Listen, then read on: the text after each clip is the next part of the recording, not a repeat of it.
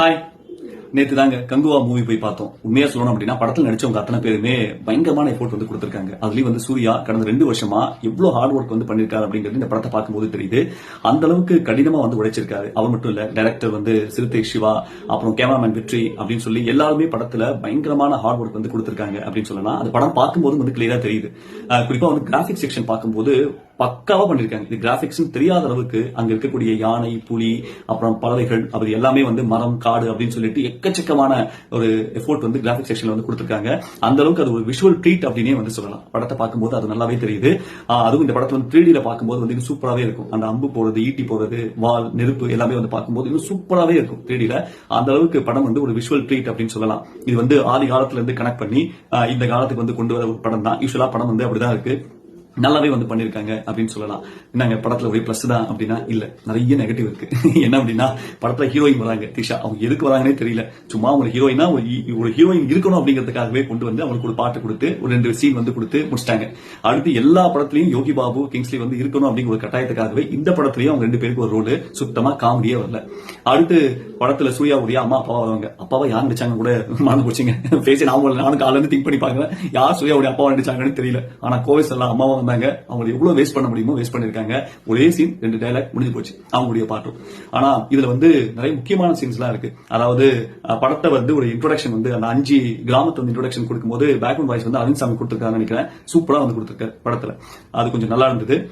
அதே மாதிரி படத்துல வந்து பெண்களுக்கான பங்களிப்பு, அந்த சூர்யாவுடைய கிராமத்தில் இருக்கக்கூடிய பெண்களோட ஃபைட் சீக்வன்ஸ் வச்சிருப்பாங்க. அதுவும் சூப்பரா பண்ணிருக்காங்க. உண்மையா சொல்லணும் அப்படின்னா படத்துல விஷுவல் ட்ரீட் தாங்க.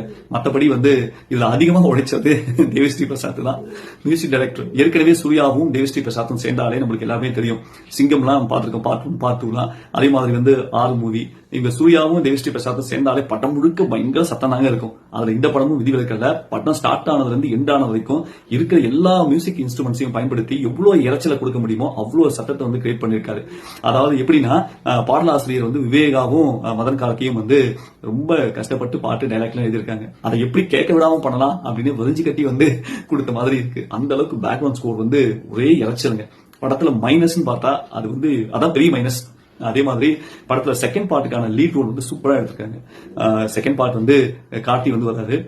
அதுலயும் அடுத்த பார்ட்ல வந்து சூர்யாவும் கார்த்தியும் நேருக்கு நேர் மோதல் சீன் வந்து எப்படி இருக்கும் அப்படின்னு இப்பவே ஒரு எக்ஸ்பெக்டேஷனை வந்து கிரியேட் பண்றாங்க. அந்த அளவுக்கு சூப்பரா இருக்கு. கப்பல் சீக்வன்ஸ், கடல், மலை, காடு அப்படின்னு சொல்லிட்டு சூப்பரான விஷுவல் வந்து நம்மளால இந்த படத்துல வந்து பார்க்க முடியும். உண்மையாவே இந்த படத்தை குடும்பத்தோட போய் பார்க்கலாம். அந்த சத்தம் மட்டும் கொஞ்சம் ரெடியூஸ் ஆயிருந்ததுன்னா இன்னும் பெரிய ஹிட் வந்து இந்த படம் வந்து ஆயிருக்கும். ஏன்னா ஒரு 350 கோடி ரூபாய் செலவு பண்ணிருக்காங்க. ஒரு பேன் இந்தியா மூவி, சூர்யாவுடைய எஃபோர்ட், நிறைய பேர் வந்து நடிச்சிருக்காங்க அப்படின்னு சொல்லும் போது இந்த படம் இன்னும் ஒரு பெரிய ஹிட்டா வந்து ஆகணும் அப்படிங்கிறது எல்லாருடைய விருப்பமும். ஆனா சில பல காரணங்களால வந்து இது வந்து அந்த அளவுக்கு போக முடியல. இன்னொன்னு இப்ப இருக்க ட்ரெண்ட் வந்து என்ன அப்படின்னா தமிழ் சினிமாவில் இப்ப கரண்ட் ஸ்டோரி வச்சு எதுவுமே எடுக்கவே முடியாது. ஏன்னா அது என்ன கதை பஞ்சமா இல்ல டைரக்டர் பஞ்சமான்னு தெரியல. எல்லாமே வந்து ஒரு ஆதி காலத்துல வந்து கனெக்ட் பண்ணி இல்ல ஒரு 90s 80s வந்து கனெக்ட் பண்ணி அங்கிருந்து தான் வந்து ஸ்டோரியே வந்து எடுக்கவே முடியுது. அந்த அளவுக்கு எல்லா படத்துலயும் இந்த மாதிரி வந்து ஒரு பிளாஷ்பேக், அதாவது படத்துல 1-2 பிளாஷ்பேக் வரலாம், படமே பிளாஷ்பேக்கா இருக்கிறது தான் இப்ப ட்ரெண்டாவே இருக்கு தமிழ் சினிமாவில். அந்த அளவுக்கு படத்தை வந்து பழைய காலத்துல இருந்து தான் வந்து கொண்டு வராங்க. ஓகே, இதுவே இந்த கங்குவா மூவி கண்டிப்பா நீங்க ஒரு டைம் வந்து பார்க்கலாம். விஷுவல் ட்ரீட்டுக்காகவே வந்து பார்க்கலாம். படத்துல வந்து நடிச்சவங்க அப்படின்னு சொல்லும்போது ஒரு 10 பேர் தாங்க நம்மளுக்கு தெரியுமே. ஏன்னா மீதி எல்லாரையும் மேக்கப் போட்டு வந்து எல்லாரையும் மறைச்சாச்சு. யார் அவங்க படத்தில் நடிச்சாங்கன்னு அவங்களே சொன்னாதான் தெரியுமே தவிர்த்து மற்ற யாரையும் நீங்க கண்டுபிடிக்கவே முடியாது. அதனால ஒரு 10 பேர் தான் நம்மளுக்கு வந்து தெரியும். போஸ் வெங்கட், பிரேம், கோவை ஸ்டெல்லா, பாபி தியோல் அப்படின்னு சொல்லி ஒரு முக்கியமான ரோல்ல வந்தவங்க மட்டும்தான் நம்மளுக்கு தெரியும். மற்ற யாருமே நம்மளால கண்டுபிடிக்கவே முடியாது. அந்த அளவுக்கு வந்து மேக்கப், காஸ்டியூம்ஸ் எல்லாம் வந்து சூப்பரா பண்ணிருக்காங்க. எனிவே படம் ஓரளவுக்கு இன்னும் எல்லாரையும் போய் சென்றடைய என்னுடைய வாழ்த்துக்கள்.